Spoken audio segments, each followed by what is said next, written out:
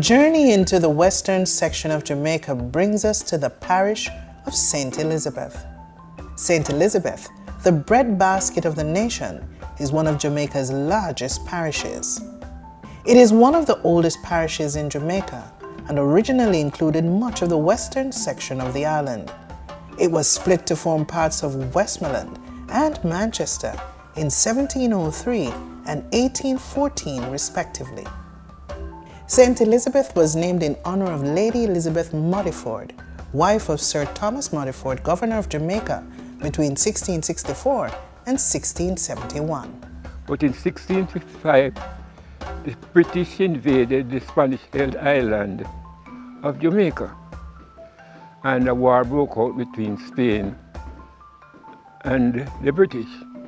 Nonetheless, the British overcome the Spanish. Some flee to Cuba, some went to Santo Domingo, leaving behind the freed slaves. Because when the British entered, they freed the slaves, them to help them to fight. But the British still overcome.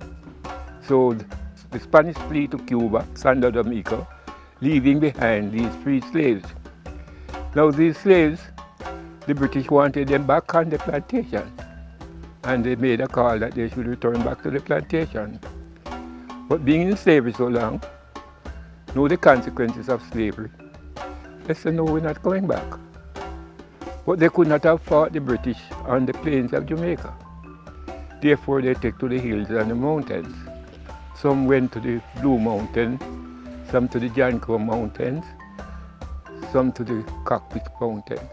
Today, you are in the Cockpit country. The Cockpit country's vegetation is the largest and most intact example of wet limestone forest in Jamaica. Its flora exemplifies the outstanding endemism of the West Indies. And most of Jamaica's 550 native ferns grow in this area. You may ask why we say Accompong. Accompong is the name of the first leader for this community.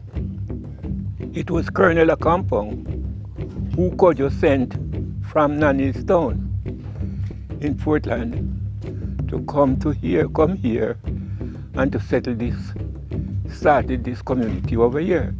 So Accompong, who was Nanny's husband, came and started the village. The British started to fight them very hard, and the war between them and the British went on for over 80 years.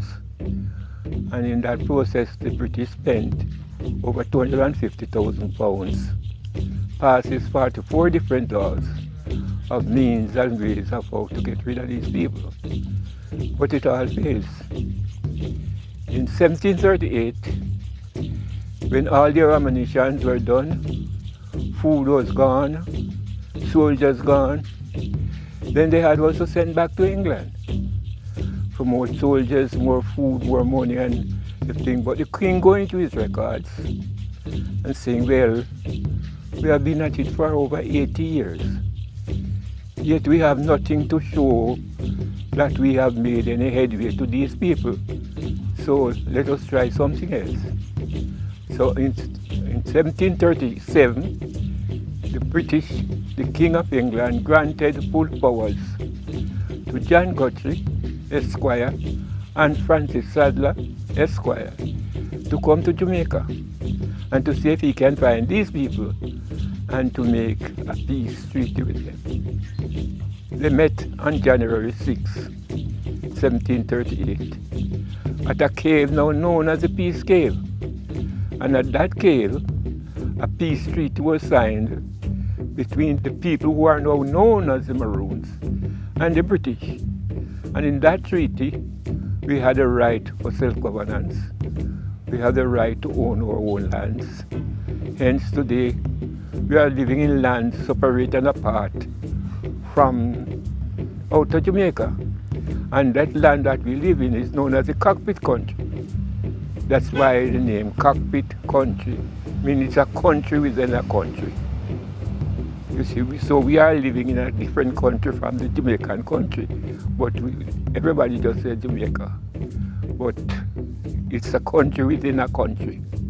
With a rich history of self-sustenance and culture in the Accompong community, one can see how they continue to thrive. If you look around us, you don't see any factories. You don't see any means of employment. The people who live here do farming. Farming is our chief means of living. And therefore, the people, we eat the food we grow, 80-85% of the food we eat is what we grow. Herbal medicine, we have a whole heap of herbal medicine that we use for herb when you are sick. The things people go to doctors for, we don't. We go around the back there and we cut some bush and we come home and we boil it and we drink it. And you get well again. Some people would have to go, some man outside, they have to go to the doctor several times. We don't bother going more than one trip of bush is all right. We find enough bush to do what we do. Lumbers, we generally use our own materials for lumber. Up to today we use plenty of our own materials for building our own homes. We may buy the zinc, the cement and the mall because life goes on and therefore everybody move up the ladder. So we go. And 6th of January we have our celebration, our yearly celebration, because that was the day that the peace treaty was made at the Cape, and we keep that day as our annual celebration. So every year at the 6th of January, that is our celebration day, that is our Christmas. And when you come to this community on that day, then you couldn't be sitting here. So you don't have no seat. No seat to hold anybody. People pack up right along the street. Everywhere you can't see a place where people don't stand up or sit down. And you went to the mango tree with them. And on that day we start the celebration on the morning of the 6th. We start the drum beating, playing the drums, kill some pigs and some rooster chicken. And we have a whole case or 2 cases of white rum. And we drink and we splash, which was vibration all about. And everybody sing and dance and shout the whole day until in the evening we have a civic ceremony at the parade ground where the school is. And there we have the civic ceremony. And after the civic ceremony, all night, the celebration. So we have our day, those days. One other means of income in the Maroon village is the daily tours on offer. Their tour guides are very knowledgeable, informative, professional, and are ready to entertain you with lots of information on Jamaica's rich history of the Maroons. They will take you through little rural farm towns and villages. When you get to the village, you will be greeted by their learned resident Maroon guide, who will give you a briefing before taking you on a tour of the village, while indicating where the various sealed grounds are. You will continue on to Kinda. This means one family. It was right here during the war days between Kojo and his people them, where they used to sit and formulate all the war plans. All these rocks you're looking at were seats under the same tree. And from the treaty was signed up until now for 281 years. Every year when we have the festival in January, it started right here. The ceremonial food is being cooked here. The ceremonial food is cooked in that fenced area out there. Meanwhile, the food is being cooked, the people are singing, drumming and dancing. After the food is finished cooked, some is taken down to an area called Old Town or Unferry Town to give libation to the ancestors. After that, and the people march back up, and the rest of food that is here is shared to whosoever want to eat. But one thing with that food, it's cooked straight without salt, spices, or seasoning. Because when they were isolated back in those days, they never had the chance like we have now to run to the shop and say we'll buy 2 Maggi or 2 this or 2 that. They use pimento to flavor it up.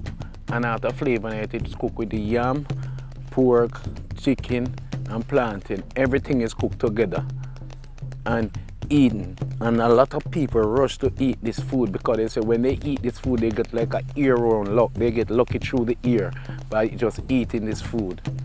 When they come here, they can sit and listen to the history as you do. They can walk the community, see the different places of interest. As I mentioned to you about the Peace Cave where the peace treaty was signed. We can take you to the Peace Cave. It's a cave in the woods. So you have a long walk to go there, and when you walk, you know, people love walking. And you walk in and you see lands and you see the trees and the herbs, and sometimes you can go to a river, have a look and see the river, how the river is situated. You go with birds. If you want to go bird hunting, you are free to go bird hunting. If you want to go wild pig hunting, you go wild pig hunting. And you come. All these things are things that happens here. So you have tourists come here who loves bird shooting in bird season. You come. And we have guys that take you about into the woods and you shoot a bird and you come home. You have pig. You want to go and hunt wild hog. You go there in the woods and hunt pig and come back home. You have plenty of excitement and plenty of things to do. Our journey into the Accompong Maroon was fun, exciting and informative, and was filled with thrilling moments of the Maroon's rich culture and history. If you're looking for an experience like this, please feel free to contact the Accompong Maroon Village. They will be more than happy to help you explore Jamaica.